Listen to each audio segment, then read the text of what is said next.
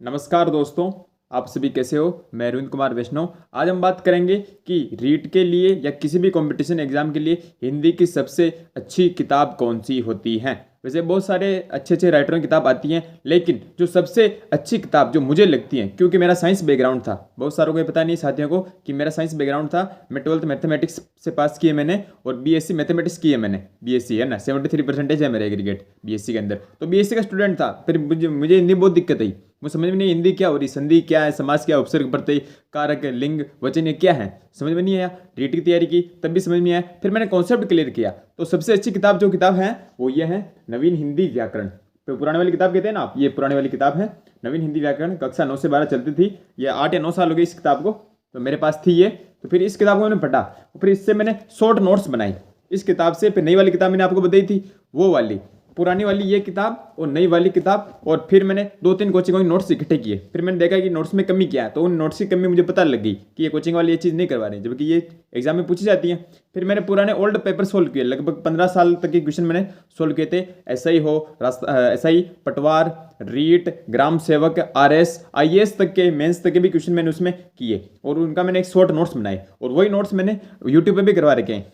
1 साल पहले करवा दिए थे। आप ऐसा मत सोचा मैं प्रमोशन कर रहा हूँ, तो मैंने वो पहले करवा दिए थे।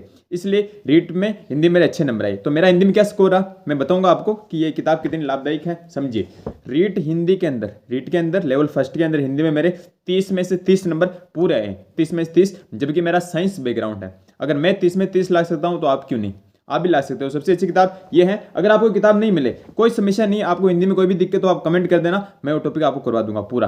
कोई भी दिक्कत आपको नहीं आएगी, चाहे शिक्षण विधियों में हो, चाहे कौन सी किताब में, कोई भी व्याकरण का टॉपिक हो। ठीक है। इसके अलावा मैंने कौन से कंपटीशन एग्जाम में नंबर लाए बता दूं आपको। पटवारी पेपर हुआ था, पटवारी में 10 में 10 क्वेश्चन मेरे राइट थे। अभी ग्राम विकास अधिकारी पेपर हुआ था, हिंदी देखी होगी आपने, बहुत ही लेवल की हिंदी थी, हवा निकाल दी थी बच्चों की, है ना। विद्यार्थी दंग रह गए इसी हिंदी देखिए, पेपर ही बहुत लेवल का था।